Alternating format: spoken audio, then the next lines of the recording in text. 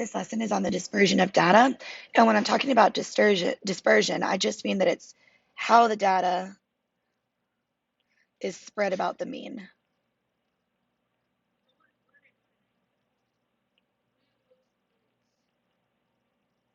So when we're talking about dispersion, we're talking about how the data points in the set compare to the mean.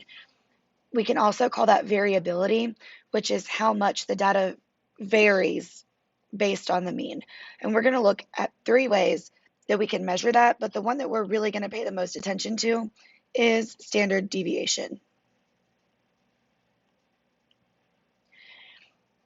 The first thing we're going to talk about is mean absolute deviation. This is just the average distance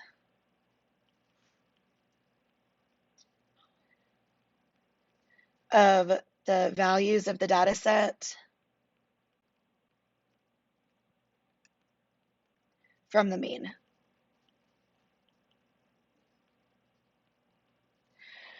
So essentially, we're going to take the distance of each value from the mean, add them together, and divide by the number of values. So we're finding an average of how far the data points are away from the mean. Standard deviation shows how the data deviates from the mean.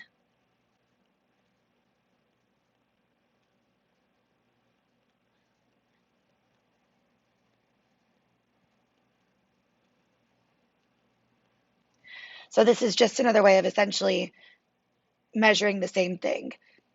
How does the data compare to the mean? Is the mean a good representation? And the last one is variance, and this is just the standard deviation squared.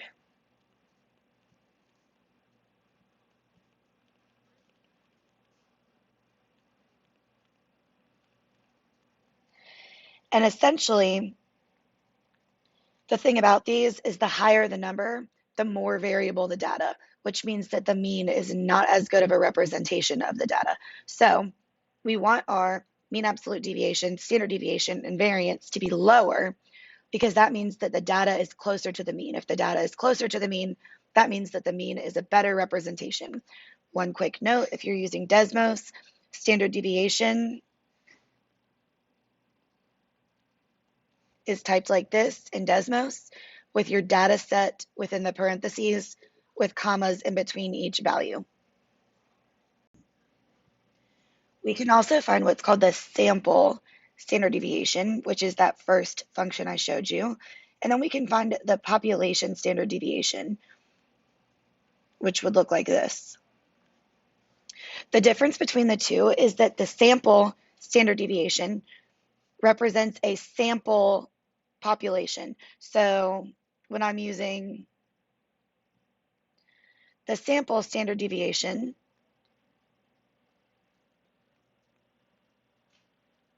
I'm representing a larger group.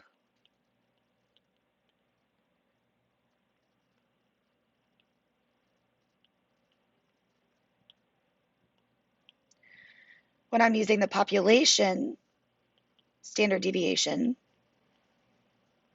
I have all the data points in my set. So let's look at data set A as an example. We don't have a situation given here, so we're just going to use the population standard deviation because we're assuming that we have all of the data points because I'm not representing anything in this problem. It's just simply a data set. So my mean here, if I were to add -10 plus 0 plus 10 plus 20 plus 30 and divide by 5, I would get 10. My mean absolute deviation. So -10 is 20 away from 10. 0 is 10 away. 10 is 0 away. 20 is 10 away. And 30 is 20 away. That's 60 divided by 5, which is 12. I know that my standard deviation, after I type in my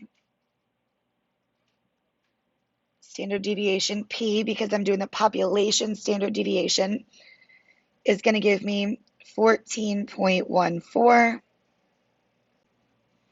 And because I used population standard deviation, I'm also going to use population variance, which is VARP in Desmos. And that's going to give me 199.94, or about 200.